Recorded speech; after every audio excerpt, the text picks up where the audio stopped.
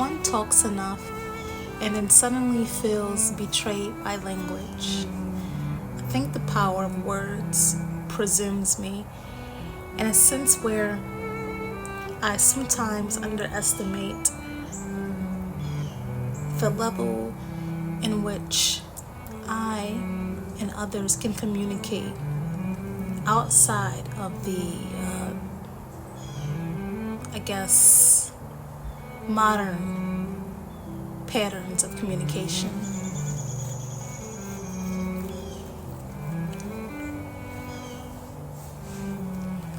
Language has always been very important to me because it's one of the things that is so wonderfully taken out of context, and rightfully so. I think language is best when it's taken out of context, and it can be twisted and interpreted in a multitude of ways, and it is at our full advantage as human beings and people to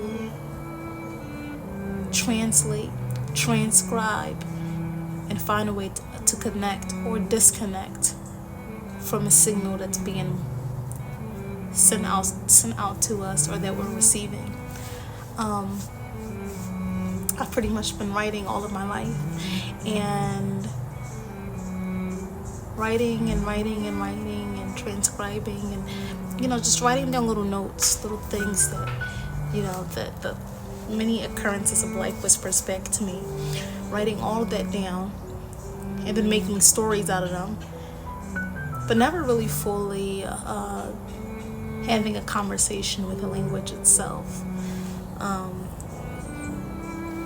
And I think that is the very thing that almost is like a bit of a thumbtack in the sole of my foot that I play with and tinker with, and sometimes even bait, but never quite fully have the courage to pull it out.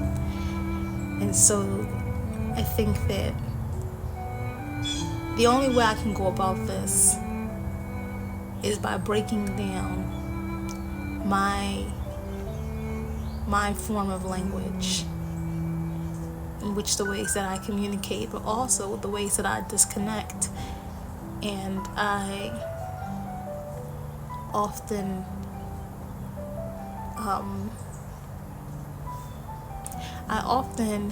hoard my thoughts, and I often hoard my words and keep them in the back of my mind and let them sit in the back of my mouth, and not necessarily let them harbor, but they retreat there. And if they do escape, then they escape in a disguise as something else. Some might call this a form of masking. Some might call it,